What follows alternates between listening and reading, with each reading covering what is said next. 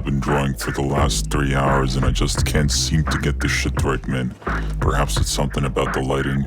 Composition seems a bit off also, I don't know, dude. I wish somebody could just help me. What's that? There's a guy that can put my art in the toaster. Yeah.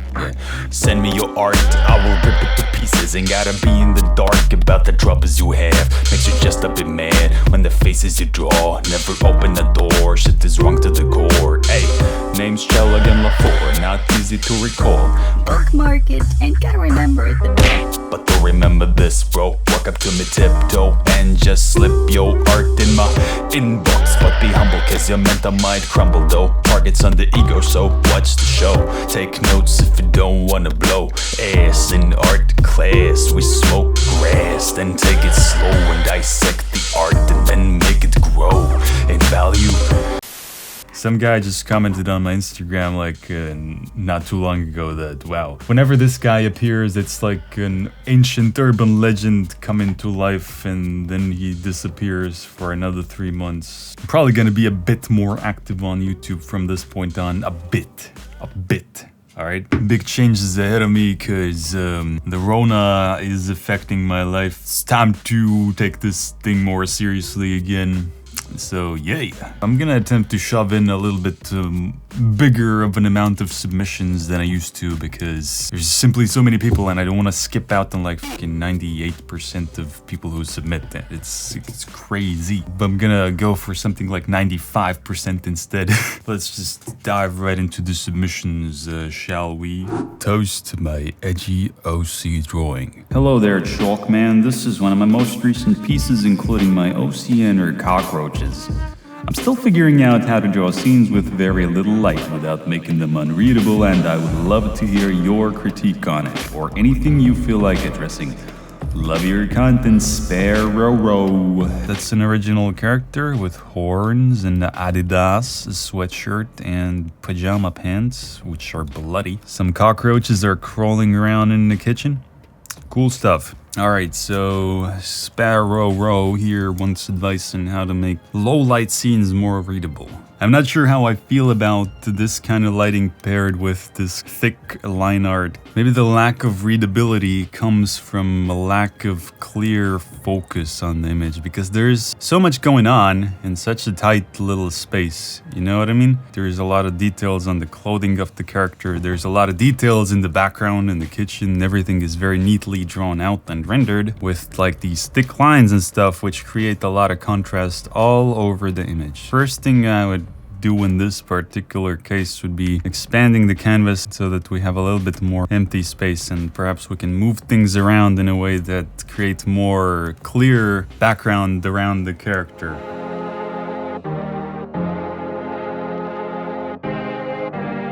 I think there is a little bit more breathing room in the image now. Let's try to do some adjustments to the materials that are being affected by this light from the blinds. In the areas that the light is hitting directly, we can add some specular reflections, some bright highlights. For example, the kitchen sink here. The author of this image already did something like that. There is a little bit of reflection going on there, but can be stronger to really push that feeling of material so that it doesn't start feeling stale like everything is made of the same material. You can push that highlight to be really bright over there.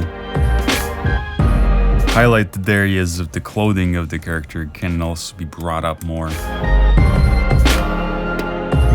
See, you already did like a bright ass highlight on the cheekbone of the character. That is nice. You should push that a little bit more in areas that are parallel with the window. For example, the eyelid over here. A little bit of that horn. I'll also try to touch the smoke a little bit. Touch up the smoke. Touch the smoke. Yeah, I'll like poke a fucking hole in it. Try to make it softer because I don't think smoke should be rendered with line art like that. Alright, I feel like cigarette smoke would also dissolve after like going up a little bit. It's not that intense, so we can like erase it from the upper areas, cleaning the image up a bit from the clutter.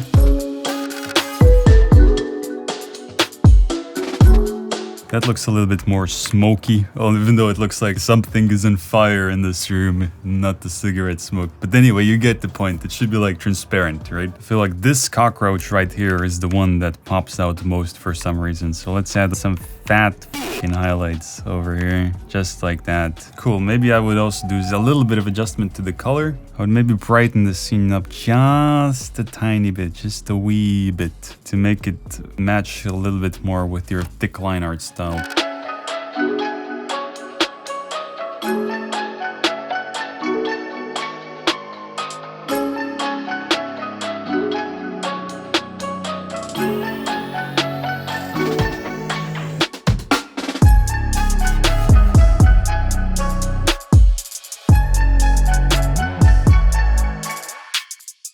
JoJo Steel Ball Run fan art. Painted this as a quick landscape art study using Jia's pieces as my main reference. Roast it as you wish. Damn, bruh. This is a cool one. We got a pretty nice composition going on here. Very clear focal points as opposed to the last image. I mean, it's a different scenario, of course. It's easier to create the clear focal point in a scenario like this, but you can see clearly here that like this tiny character against this grand, huge blank white space. And like that white space is also contrasted by this rough and grungy little sea and rock stuff down here. And in the center we have a very clear pop of color. Not a lot of stuff I would change here, to be honest. There's one thing it's a little bit bothering me in this picture. Maybe a little bit nitpicky even, but look at this tower. The tip of this robot or whatever the hell this thing is, it's touching that side over there. So perhaps I would move that a little bit. More optimal position.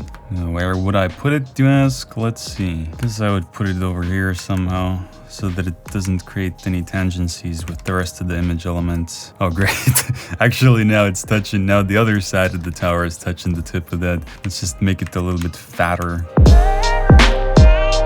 Before, after. I'm actually not sure about the placement of that tower. It seems a little bit awkward when it's pushed right in between those two characters, you know what I mean? Maybe I would put it even to the side of them a little bit. Look at the shape language of this whole thing. It's like boom, and a contrast to that, and then it's like this. Maybe if the tower was over here, or back here. I feel like it wouldn't make sense for it to be past the tipping point here, the tip of this rock. It implies that it's a whole wide open ocean space over there, so we wouldn't really want to put anything from the shore past that point. Let's just grab that shit, just like that.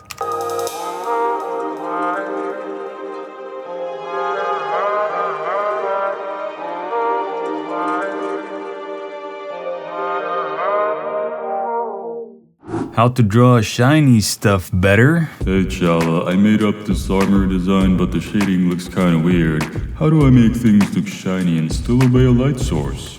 22. Pretty cool stuff going on here. Some Star Wars looking dude. Yeah, there is certain logic behind drawing materials that have a lot of reflections on them, such as metal. And it requires you to have an understanding of the actual physical shape of the thing, which side each plane is facing. This is going up, this is going there, this is going down. Sounds like pretty obvious when you think about it like this, but how many of you do actually think about this actively when you shade things?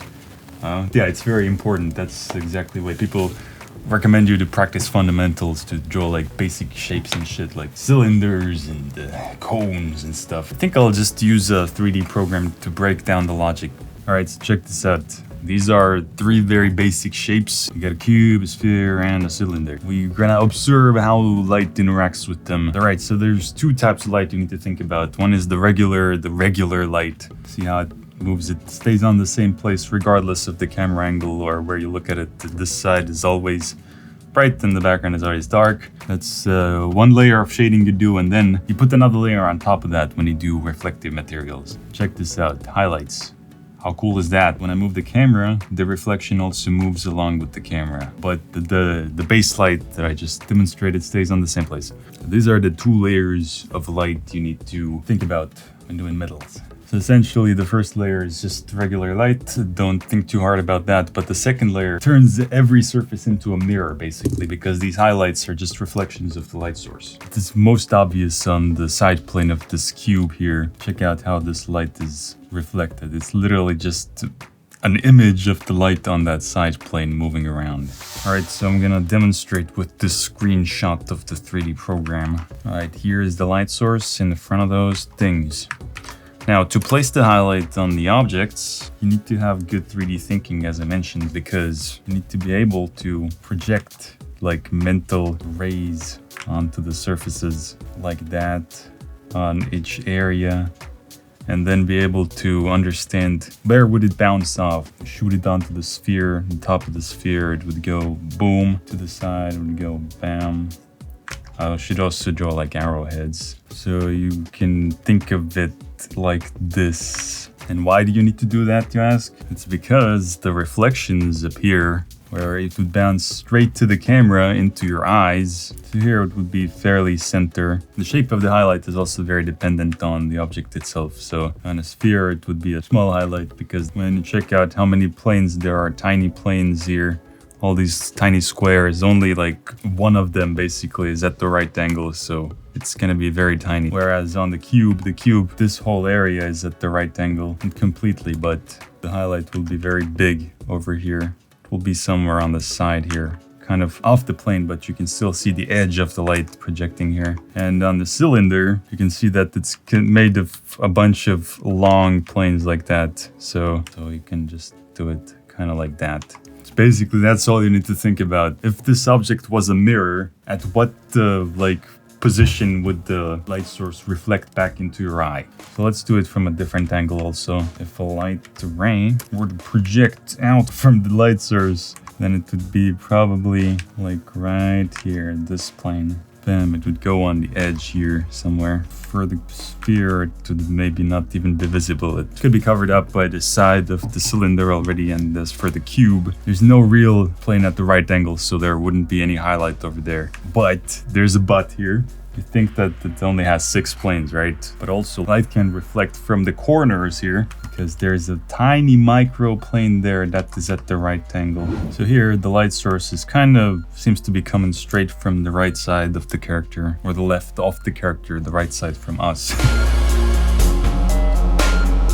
Okay, I darkened everything, so now I'm gonna reshade this thing. I'm gonna add the first layer of light on the character, the non-reflective stuff. Now let's add the speculars. Boom, boom, boom, boom, boom. This here, kind of a straight plane with a little bit of curvature to it, so go a little something like this. Same thing here, almost a sphere, so it's a little bit stretched out, so the highlight is also going to be a little bit stretched. Sometimes when there's multiple planes that are at the kind of a similar angle, you can just select them all at once and do a little something like that.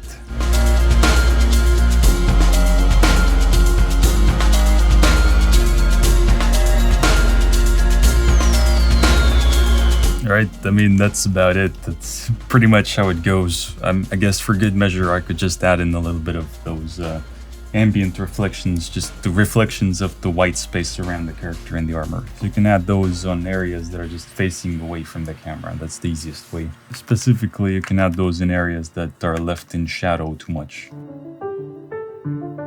because the metal reflects everything around it, not just the light, even though the light is the one that appears most clearly. It doesn't reflect dark things, but light things very strongly.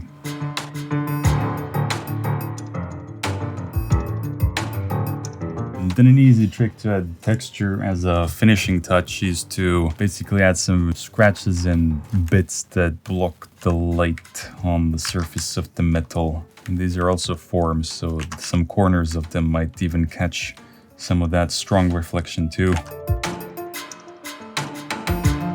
Yes, so I hope you guys understand how to draw metals just a tad bit better now. I hope it's not too confusing. The way I learned this wasn't actually from any tutorials or anything, it was through observation. I was always looking at metals and stuff and how the reflections move when you move your little head around them and all that good jazz. So draw when you're not drawing, just observe how things look.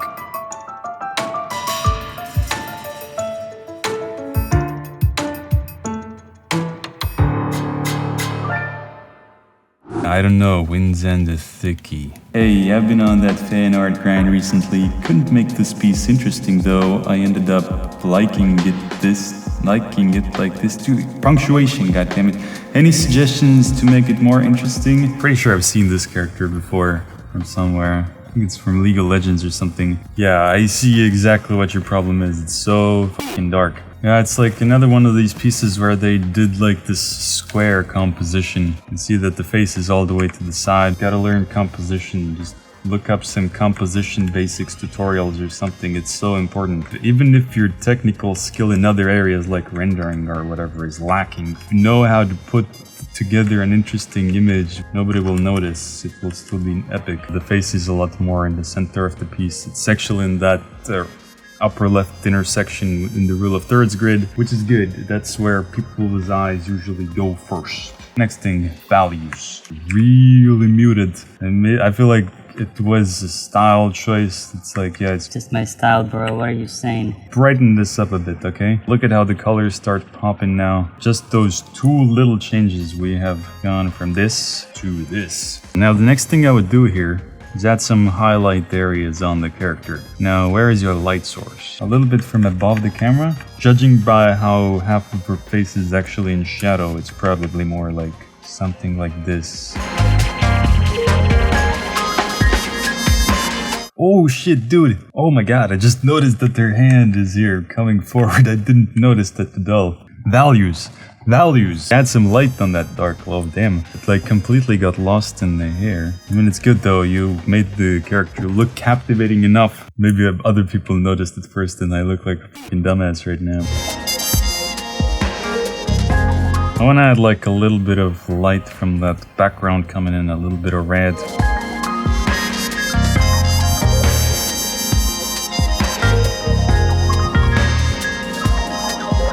So yeah, just maybe you can try filling up those shadow areas with a little bit of light that isn't the primary light, because the primary light actually created those shadows in the first place.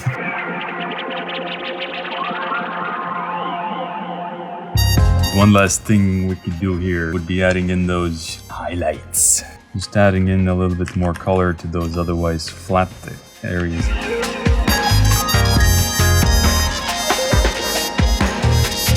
Looks a bit more interesting than this now, I would say. This looks like a base for something. This looks like a base that you add stuff on top of. That's about it.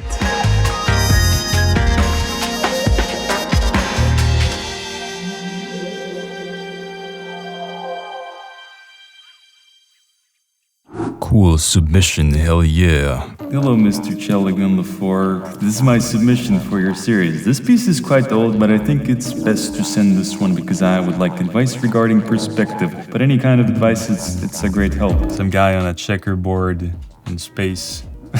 The checkered floor is actually a good choice if you want to show perspective, that is, because these squares are a very good indication of perspective. They show the angle of the plane very well. If you would have used just like solid color round plane, the only indication of the perspective we would have had would have been this line back there. Generally, if you want to draw perspective, you should add some texture, something that's actually on the surface. I like the light source you did, the backlight, that looks cool. I see that you did some kind of overlay with the backlight here, like some sort of purple overlay, because the black parts of the checkers are turning purple over there. I mean, the bright areas are getting darker and the dark areas are getting lighter. Let me just make a checkers pattern over here real quick.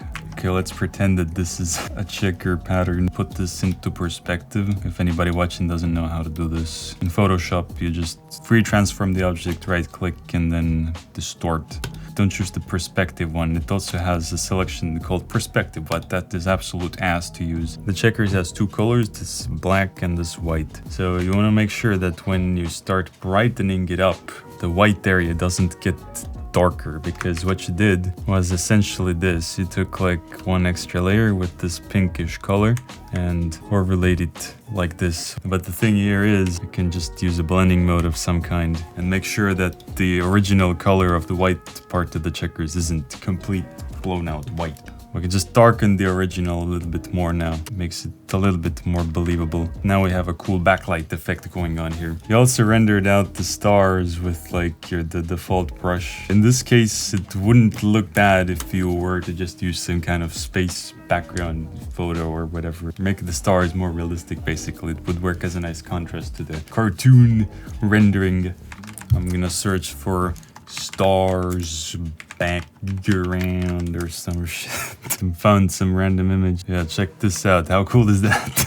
Maybe the galaxy should be on the other side so that it's not completely empty over there. But yeah, otherwise the character is drawn from the perspective you chose very nicely. It's like no major issues there as far as I can see. Cool image. Maybe it would be like a cool poster or something.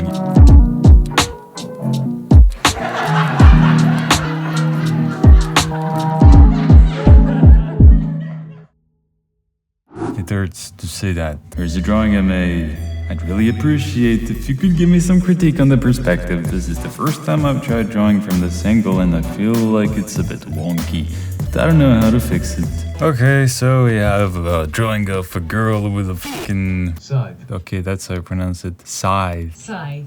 Side. Okay, cool pick. Let's give it some more room at the top. I don't know why everybody's so obsessed with putting their characters' faces near the edge of the canvas. Alright, if I were to ask you right now, the creator of this image, if you had to draw a box from this angle, would you be able to do it? If not, then you probably won't be able to draw a character from this angle. The horizon is like somewhere very low down in this case, because the camera is looking up from the ground. If I were to draw a box around this character right now, supposedly it would be something like this, right?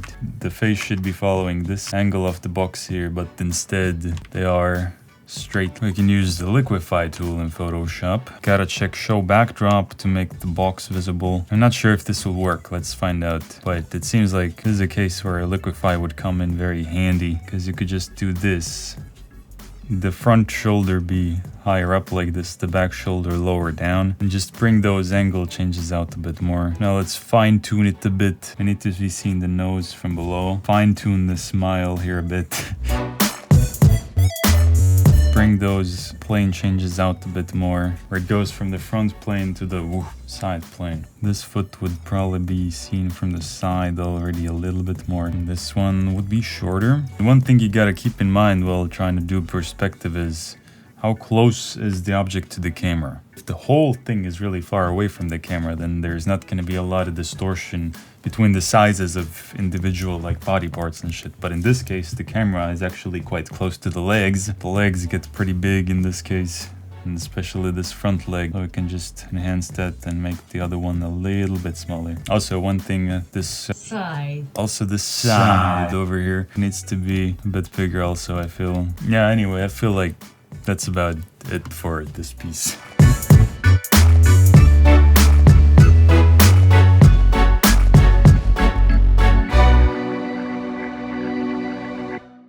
Hot demon lady in your area. I worked on this piece for a few days and I really put a lot of effort into the anatomy and atmosphere because I liked my idea a lot, but somehow I think it came out a bit muddy and not that captivating. Sad face. It's basically a lustful demon that kills anyone she sleeps with, and is supposed to look irresistible and compelling. I'm pretty happy with my recent pieces and I can also pinpoint what I dislike in them, but with this one I'm not sure what the issue is. Please help. Alright. Well, the first thing I notice in this piece is the side. It's like stretching all the way to the side of her face. The thing about the face is all the elements are a bit misplaced. The nose could protrude forward a bit more and be lowered down. Usually I wouldn't go around fixing people's faces. I just feel like in this case it was a certain type of face the artist was going for, but didn't quite pull it off. When somebody smiles, give you a big ol' smile. Do you see how these things form? But it's completely missing on this. The face is like completely flat. Like I get it, the features are supposed to look really sharp and edgy and stuff because it's like a demon and shit, right? But what did the author say? Supposed to look irresistible and compelling. If you want to make it look irresistible, you also gotta make it look a little bit more human. When things look kind of uncanny, it achieves the opposite effect. You don't even need to make it like big because it might give the face a vibe that wasn't there. Another thing that's taken away from the effect that you're going for here is the brushwork. But I mean, as you can see, all the brush strokes here, but I think like if you were to have used like an airbrush, like a really soft brush that eliminates all the individual brush strokes in the image, that would work better for the effect. It would create like a soft skin effect. The third thing also is the color choices. Like, yeah, it's supposed to be a demon and stuff, but it's a bit too dark. Maybe you just brighten it up a little bit, so that the skin actually is more highlighted in this image.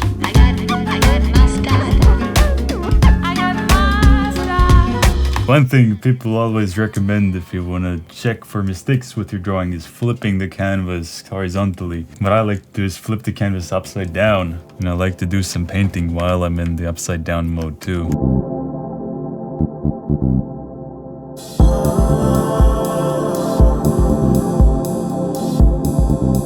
Just doing some corrections to the facial anatomy and stuff, applying some lighting.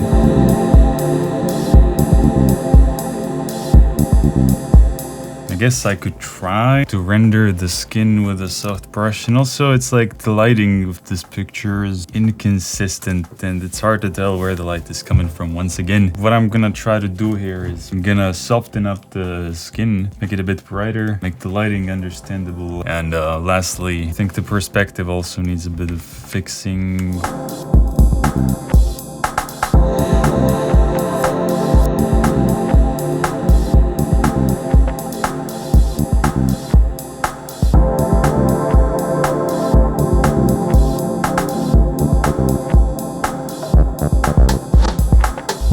I went over the whole body of the character with a soft airbrush, and I touched the couch in the background a bit. So this is the original. This is what we have right now. But now, as I was painting over the body, I noticed a little bit of weird parts in the anatomy. For the most part, it's pretty well executed actually, but specifically in the hip area here, the lower obliques, make this a bit wider from those areas. Liquefy to the rescue once again.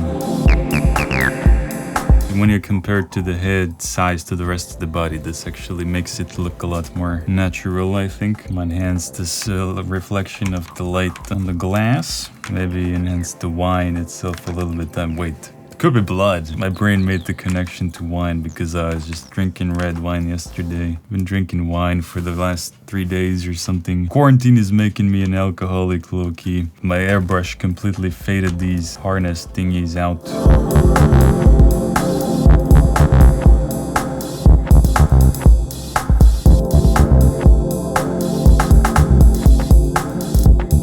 Yeah, let's try to do something about the couch first and then the floor. So let's make this obey the light source first. Let's add these little reflection areas the same way I'm thinking about it as I did with the metals, except now it's a lot softer. I don't know why, but the floor is bright from this area specifically. Let's add it here in the front first and then make it fade out the further back it goes. So we can understand from the angle of the couch and the character that it's kind of like boom, boom, boom, boom, boom, boom, boom. So if you want to draw like one of these furry rogs that are on the ground here, map down like this grid or something that indicates how the floor plane looks like, that you can easily follow, and then you can add in the texture. If you go to the brush settings and you enable color dynamics, uncheck apply per tip, add like a bit of randomness to the color of each stroke. God damn it, these noises, dude. Y'all hear this shit? Listen to this shit. I could make a whole ASMR channel with this. I want to do something with those chains in the background. I think that this is also another opportunity to showcase those metal reflection thingies. I feel like the color scheme on this picture is a bit monochrome. Maybe I could bring some more variety in color into here. Color is what this piece needed. Maybe not this bright. Yeah, that's better. I think I have illustrated my points and stuff. So let's do a comparison shot.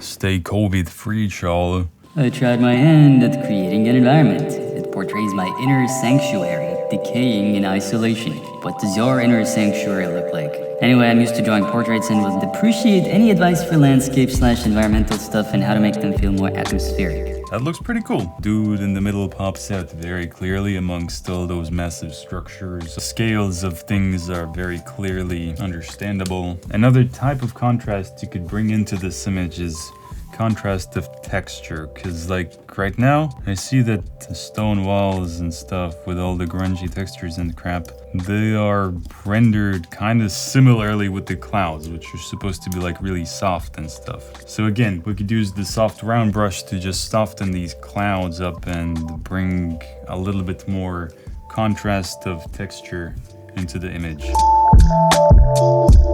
Maybe I can use the blur tool in Photoshop. I never have had any use for it. Oh, damn.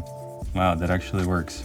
Alright, so now I'm gonna try to paint some clouds over here, on top here, make them bright from the top and behind at the same time. I guess that's why they got darker over here, because this thing is blocking the way. Let's add a little bit of misty lines over here. Let's just have a little bit of fun with it. Oh yeah, I like that.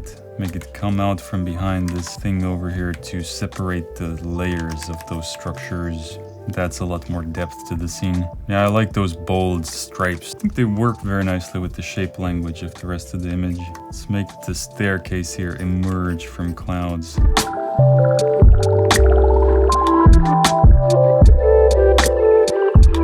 I mean, the reason why these horizontal mist lines work so well is because composition itself is predominantly vertical. All those things are pointing up, so it brings in a nice play of shapes. There's no color. It's all about the contrast of shapes and textures and values in this. Play between those elements as you wish to match your artistic vision.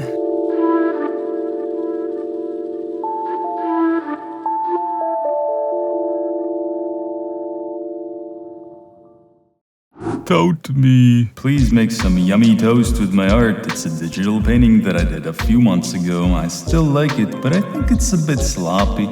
Any advice on how to tighten up the painting without losing the life from the sketchiness? Pretty nice. Color palette is spot on. Composition, pretty nice. Pretty solid painting overall. I like it. How to tighten up the painting without losing the life from the sketchiness. I think the life doesn't come from the sketchiness here in this case, but rather how dynamic the composition is. I think you should not be afraid to render things out more. Sometimes when you want to paint like moving scenes, not stationary scenes, you can leave things kind of loose and painterly like this, and it works. You can apply something called selective rendering here. For example, you can render out more the areas that are the focal points in the image. So maybe we can create a more rendered path from the face of the character to the flower like this. That central part of the image will have most of the rendering, whereas the rest will still be kind of loose. So basically, all I'm gonna do is detail the image in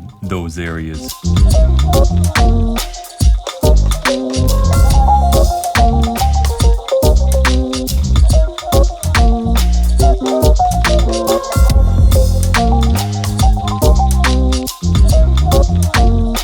You got a little bit more detail going on now. I wouldn't say it looks more lifeless. You can just push the detail level a bit further in areas that are the areas of interest of the image. That's about all I would do with this. I think otherwise it works. Compositionally, value structure is very much in place. I like how the bright fur of the animal pops out very nicely against the dark robes of the character. The character pops out nicely against the bright background. Anyway, yeah, it's solid.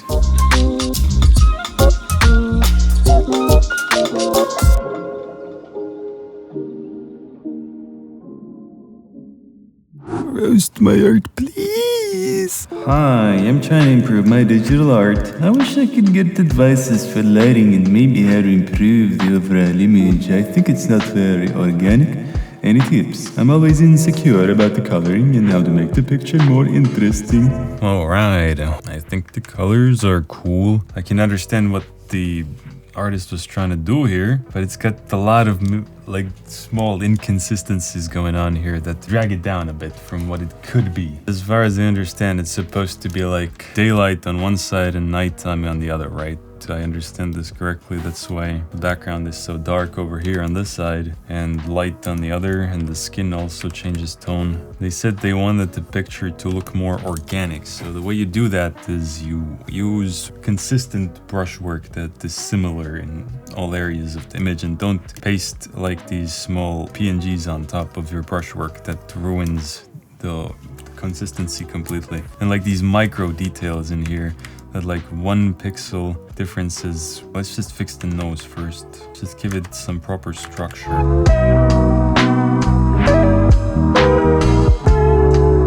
Now let's fix these other inconsistencies. Like this is supposed to be like a highlight from the sun. Well, whatever, I'll just flatten those out real quick. I have no idea what material these are made of. Wait, but I looked up the character though. It's like stones, right? But yeah, check it out. Before, after. The brushwork looks so much more unified in the picture now. Like sometimes it's okay to use like custom brushes and stuff, but in this specific case it didn't really work very well because the brush included so much little details. The bunny is white, so you were a bit afraid to go darker than the white, the original tone. You can increase that shadow strength here by a notch. Won't look right at first, but you just gotta mold it out. You gotta sculpt it out with your brush. These leaves here, kind of wonky in the shading side of things. Just thought like big shapes first, added a big fat reflection over here and then rendering out the details of the leaves individually. Let's try to do something about that background there. I don't feel like a blurred photo background or like these photographic clip art elements are a good fit. But yeah, if we're doing that, I feel like there should also be something on the other side here, on the night side. It doesn't work very well with whatever this is on the side, so I guess I'll just get rid of that also and maybe make it some random shapes over there as well. Anyway, you get the idea. Like I want it to be like balanced. And as for the foliage here, I think it's fine to use a leaf brush over there, but you should like put in some variety in sizes and colors in there. So let's just try to add some random inconsistencies in here. You see how it looks a lot more organic now, which is what you were looking for, just by making the brushwork more consistent across the board.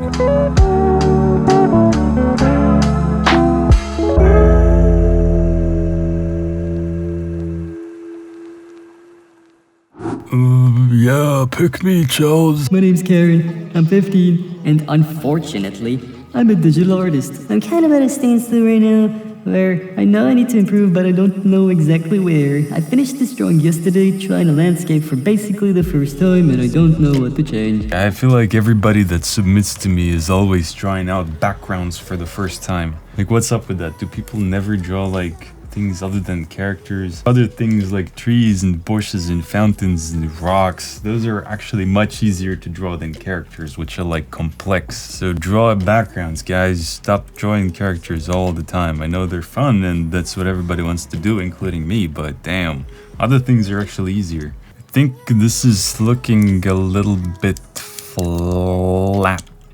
As in, it's missing a feeling of depth in the scene. You have like this god ray looking thing coming down from the top, highlighting the fountain and stuff, right? But it's just really unnoticeable. I think an easy fix here would be to just go for like, do like cold shadows to contrast the warm everything.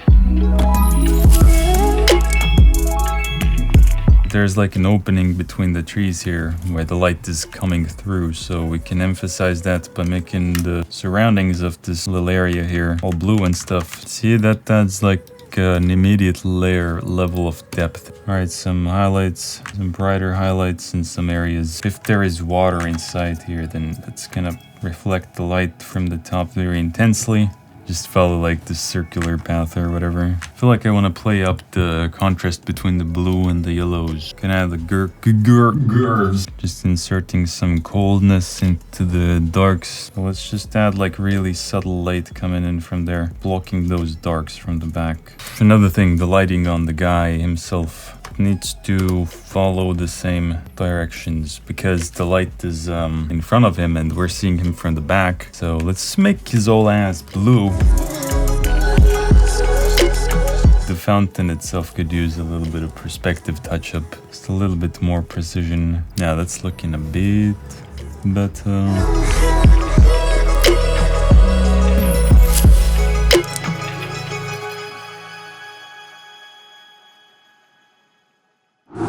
Righty. Alright, you are still here. Congratulations, you just watched like 30 to 40 minutes of art toasting. You're a real one, I appreciate you being here. Or maybe you just skipped to the end of the video to just see the submission instructions, in which case, yeah, this took a while to make. I've been working on this for days now, non-stop, and it's crazy how much work this is. But hey, work life is changing for me anyway. Hopefully I'll be uploading more often. Please sub to the channel if you happen to be new here or are lurking or something. But yeah, how to submit? You wanna know how to submit, huh? Well, step 1, you need to have an Instagram account. Step 2, you need to follow my Instagram account. Step 3, you need to wait until I post an announcement. During the time that post is up, I will be accepting submissions in the roastmyart@gmail.com inbox. The post is really simple. It just includes 2 very simple rules, which are to just submit 1 piece at a time and to know what you're looking for advice on, which also isn't mandatory, but it helps your chances of getting in. I mean, yeah, that's about it. Hopefully I'll see you guys soon again.